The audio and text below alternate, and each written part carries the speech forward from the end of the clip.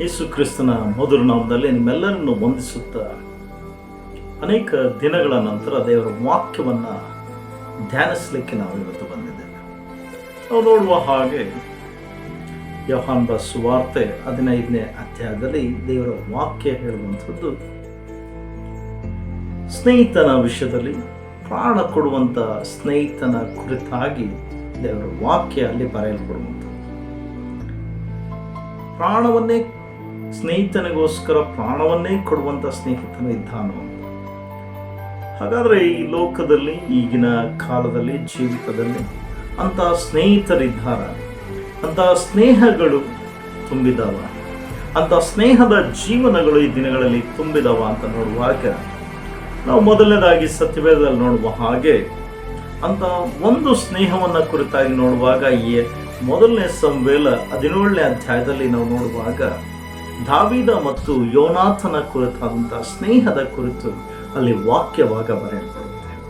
ಇವರಿಬ್ಬರು ಕೂಡ ಒಳ್ಳೆ ಸ್ನೇಹಿತರು. ಅಲ್ಲಿಂದ ಪ್ರಾರಂಭವಾದಂಥ ಅಧ್ಯಾಯ, ಅಲ್ಲಿಂದ ಪ್ರಾರಂಭದಲ್ಲಿ ನಡೆದಂಥ ಸ್ನೇಹವನ್ನು ನೋಡುವಾಗ ದಾವೀದನು ಇಷಾಯನ ಮಗನಾದಂಥವನು, ತಾನು ಕುರಿಗಳನ್ನು ಕಾಯುವಂಥ ವ್ಯಕ್ತಿಯಾದಂಥವನು, ಫಿಲಿಸ್ಟಿಯರ ಗುಂಪಿನಲ್ಲಿ ಗೊಲಿಯಾತನನ್ನು ಸಾಯಿಸಿದ ನಂತರ ಸೌಲನ ಸೇನೆಗೆ ಸೇರ್ಪಡೆಯಾದಂಥ ವ್ಯಕ್ತಿ. ಯೋನಾಥನ ಕುರಿತು ನೋಡಿದ್ರೆ ಸೌಲನ ಮಗನಾದಂಥವನು, ಅಂದರೆ ಸೌಲನು ಅರಸನಾದಂಥ ವ್ಯಕ್ತಿ, ಅಂಥ ಅರಮನೆಯಲ್ಲಿ ಜೀವನ ಮಾಡಿದಂಥ ವ್ಯಕ್ತಿ ಈ ಯೋನಾಥನ. ಇವರಿಬ್ಬರ ಸ್ನೇಹ ಬಹಳ ಆತ್ಮೀಕ ಸಂಬಂಧವನ್ನು ತೋರಿಸುವಂಥದ್ದಾಗಿದೆ. ಇವರಿಬ್ಬರ ಸ್ನೇಹ, ಅವರಿಬ್ಬರು ಕೂಡ ಪ್ರಾಣ ಪ್ರಿಯರಾಗಿ ಬೆಳೆಯುವಂಥದ್ದನ್ನು ನಾವು ನೋಡ್ತೇವೆ. ವಾಕ್ಯ ಭಾಗ ಹೇಳುವಂಥದ್ದು ಅವರಿಬ್ಬರ ಪ್ರಾಣಗಳು ಒಂದಾಯಿತು ಅಂತ ಆತ್ಮೀಕವಾದಂಥ ಸ್ನೇಹವನ್ನು ಹೊಂದಿದಂಥವರು, ಹಾಗೂ ಯಾವ ಸ್ವಾರ್ಥತೆಯೂ ಇಲ್ಲದೆ ಇರುವಂಥವರು, ಒಬ್ಬರಿಂದ ಒಬ್ಬರು ಯಾವುದೇ ರೀತಿಯಾದಂಥ ಸ್ವಾರ್ಥವಾದಂಥ ಅಪೇಕ್ಷೆ ಇಲ್ಲದೆ ಇರುವಂಥ ಸ್ನೇಹಿತರು ಇಬ್ಬರು ಕೂಡ ವಿವಿಧ ಪ್ರಾಂತ್ಯಗಳಲ್ಲಿ, ವಿವಿಧ ರೀತಿಯಲ್ಲಿ, ವಿವಿಧ ರೀತಿಯಾದಂಥ ಸ್ಥಾನಮಾನಗಳಲ್ಲಿ ಬೆಳೆದಿದ್ರು ಕೂಡ ಅವರಿಬ್ಬರು ಕೂಡ ಏನು ಮಾಡ್ತಾರೆ, ಒಂದೇ ರೀತಿಯಾದಂಥ ಸ್ನೇಹವನ್ನು ಬೆಳೆಸುವಂಥದ್ದಾಗಿದೆ. ಅನೇಕ ವೇಳೆ ಯೋನಾಥನ ತಂದೆಯಾದಂಥ ಸೌಲನು ದಾವೀದನನ್ನು ಅನೇಕ ವೇಳೆ ಮರಣವನ್ನು ಅಥವಾ ಸಾಯಿಸುವುದಕ್ಕೆ ನೋಡುವಾಗ ಯೋನಾಥನೇ ಆತನನ್ನು ಕಾಪಾಡುವಾತನಾಗಿದ್ದಾನೆ. ನಾವು 20ನೇ ಅಧ್ಯಾಯದಲ್ಲಿ ನೋಡುವಾಗ ಕೊನೆಯ ವಚನಗಳನ್ನು ಅಭ್ಯಾಸಿಸುವಾಗ ಅಲ್ಲಿ ವಾಕ್ಯ ಬರೆಯಲ್ಪಡುತ್ತೆ, ದಾವೀದನ ಪ್ರಾಣವನ್ನು ಉಳಿಸಿ ಆತನಿಗೋಸ್ಕರ ಬಹಳ ದುಃಖಪಟ್ಟು ಆತನ ಪ್ರಾಣವನ್ನು ಕಾಪಾಡಿದಂಥ ಒಳ್ಳೆಯ ಸ್ನೇಹಿತ ಯೋನಾಥನಾಗಿದ್ದಾನೆ. ಯೋನಾಥನು ಮಾತ್ರವಲ್ಲ, ದಾವೀದನು ಕೂಡ ತನ್ನ ಜೀವನದಲ್ಲಿ ತಾನು ಯೋನಾಥನ ವಿಷಯದಲ್ಲಿ ಅಷ್ಟು ನಿಸ್ವಾರ್ಥವಾದಂಥ ಪ್ರೀತಿಯನ್ನು ತುಂಬಿದಂಥ ವ್ಯಕ್ತಿ ದಾವೀದನು ಕೂಡ ಆಗಿದ್ದಾನೆ. ತಾನು ಮುಂದುವರಿಬೇಕು, ತಾನು ಬೆಳಿಬೇಕು ಅನ್ನೋ ಉದ್ದೇಶವಿಲ್ಲದೆ ಯೋನಾಥನ ಸ್ನೇಹವನ್ನು ಗಳಿಸಿಕೊಂಡು ಯೋನಾಥನಿಗೋಸ್ಕರ ನಿಂತಂಥ ಒಳ್ಳೆಯ ವ್ಯಕ್ತಿ ಕೂಡ ದಾವೀದನಾಗಿದ್ದಾನೆ.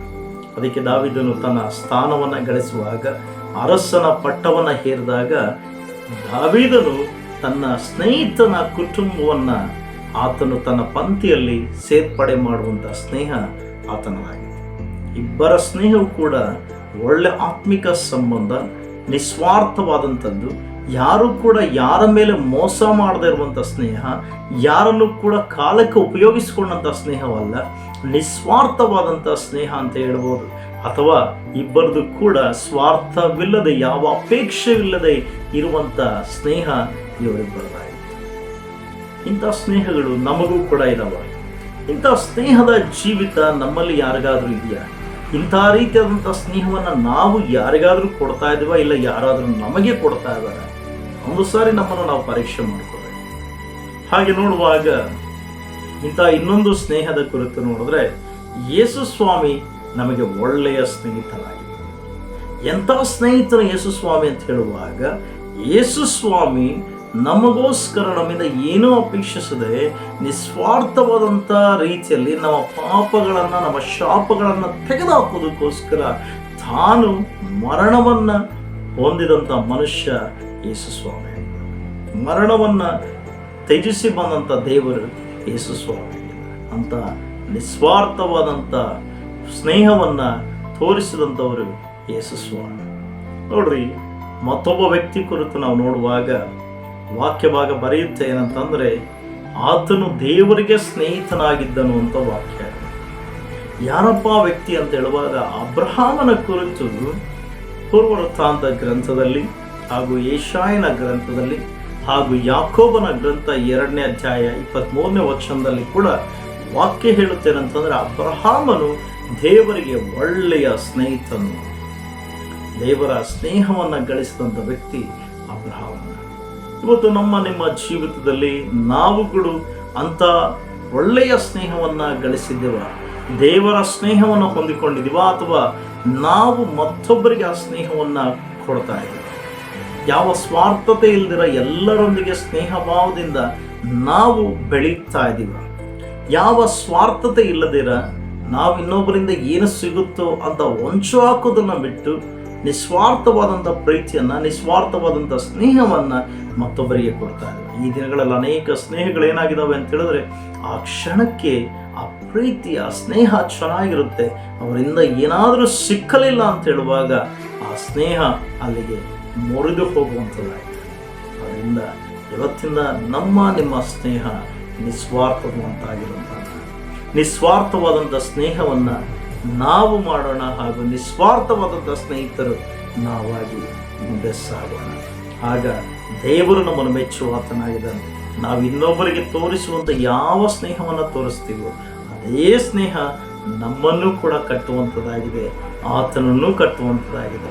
ಒಂದು ವೇಳೆ ಒಬ್ಬ ಸ್ನೇಹಿತನು ಮತ್ತೊಬ್ಬ ತನ್ನ ಸ್ನೇಹಿತನಿಗೋಸ್ಕರ, ಬೆಳವಣಿಗೆಗೋಸ್ಕರ ಪ್ರತಿದಿನ ಪ್ರಯಾಸಪಟ್ಟು ಎಲ್ಲವನ್ನೂ ಮಾಡುವಾಗ ಕೊನೆಯ ಸಮಯಗಳಲ್ಲಿ ಆ ಕಷ್ಟಪಟ್ಟು ಮೇಲೆ ಬರುವುದಕ್ಕೆ ಸಹಾಯ ಮಾಡದಂಥ ಸ್ನೇಹಿತನ ಅವನಿಗೆ ಮೋಸ ಮಾಡುವಾಗ ಎಂಥ ನೋವು ಉಂಟಾಗುತ್ತೆ. ಅದೇ ರೀತಿಯಲ್ಲಿ ಕ್ರಿಸ್ತನು ಕೂಡ ನಮ್ಮನ್ನು ಎಷ್ಟೋ ರೀತಿಯಲ್ಲಿ ಪ್ರೀತಿಯನ್ನು ಮಾಡಿ ನಮಗೆ ಎಷ್ಟೋ ರೀತಿಯಲ್ಲಿ ಆಶೀರ್ವಾದಗಳನ್ನು ಕೊಟ್ಟು ಬೆಳೆಸ್ತಾ ಇದ್ದಾರೆ. ಅಂಥ ಸ್ನೇಹಕ್ಕೆ ನಾವು ದ್ರೋಹವನ್ನು ಮಾಡದೆ ನಿಸ್ವಾರ್ಥವಾಗಿ ನಿಲ್ಲೋಣ. ನಾವು ಸ್ನೇಹವನ್ನು ಮಾಡೋಣ, ನಾವು ಇನ್ನೊಬ್ಬರಿಗೆ ಸ್ನೇಹವನ್ನು ತೋರಿಸೋಣ. ಆ ಸ್ನೇಹದಲ್ಲಿ ಸ್ವಾರ್ಥತೆ ಇಲ್ಲದಿರ ಜೀವಿಸುವಂಥ ವ್ಯಕ್ತಿಗಳು ನಾವಾಗಿರೋಣ. ದೇವರ ವಾಕ್ಯವನ್ನು ಆಶೀರ್ವದಿಸಲಿ.